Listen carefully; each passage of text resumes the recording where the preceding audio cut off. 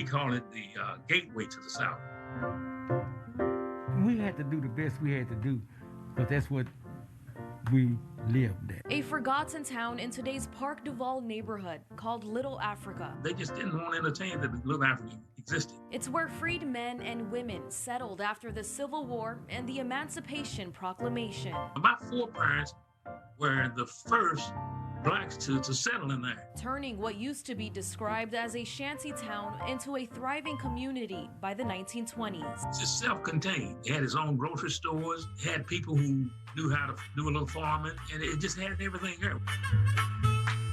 Today, very few people who grew up in Louisville's Little Africa are still here to tell their stories. I found two of them, 79-year-old Howard Breckenridge, who now lives in Texas. 1416 South 36th Street, that's where we lived in Little Africa. And 73-year-old James Dixon, also known as Huss, who lives in West Louisville. Born and raised, 1711 South 37th Street.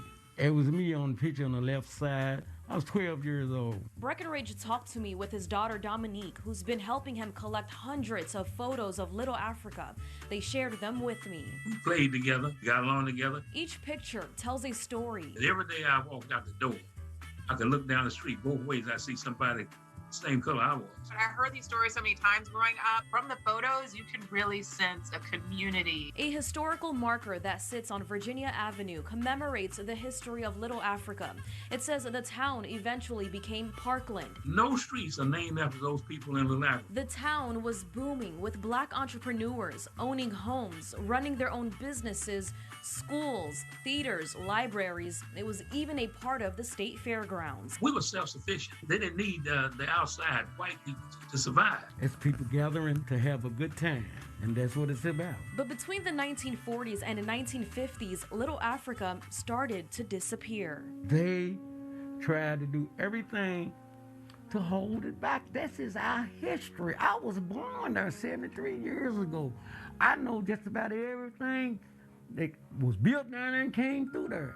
Knew everybody that moved in there. I said that they would never let another black community have that much power. City leaders demolished the town to make room for the Cotter Homes housing projects. We forced to move because they done bought all that land. They done bought that. The white people had told the blacks that we're going to take the land, eminent domain, and we're going to build new houses.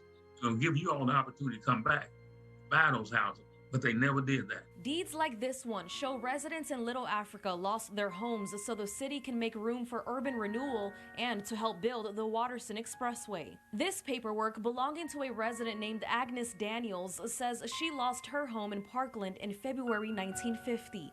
The city paid her less than $5,000 for it. A lot of those blacks couldn't survive because, see, they had never been used to debt and stuff like that.